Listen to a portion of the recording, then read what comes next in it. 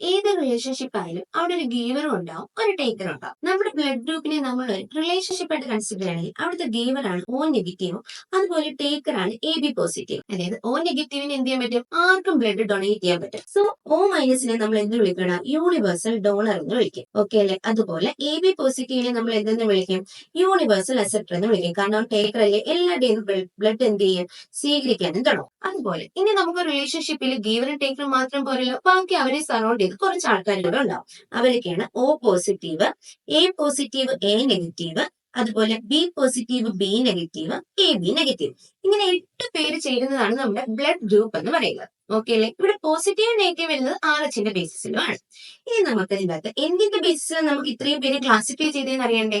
ആന്റിജന്റെ പ്രസൻസിന്റെ ബേസിസിലാണ് classify ചെയ്ത് വെച്ചിട്ടുള്ളത്. A blood group ആണെങ്കിൽ അതിന്റെ എന്ത് കാണുക? ആന്റിജൻ എ കാണും, അതുപോലെ ആന്റിബോഡി ബിയും കാണും. ഓക്കെ അല്ലെ? അതുപോലെ ബി ബ്ലഡ് ഗ്രൂപ്പ് ആകുമ്പോഴോ അതിന്റെ അകത്ത് ആന്റിജൻ ബി കാണും, അതുപോലെ എന്തും കാണും? ആന്റിബോഡി എയും കാണും. ഇനി എ ബി ബ്ലഡ് ഗ്രൂപ്പ് ആകുമ്പോഴോ അതിന്റെ അകത്ത് ആന്റിജൻ എയും ഉണ്ടാവും, ആന്റിജൻ ബിയും ഉണ്ടാവും. പക്ഷെ അതിന്റെ അകത്ത് എന്ത് കാണത്തില്ല?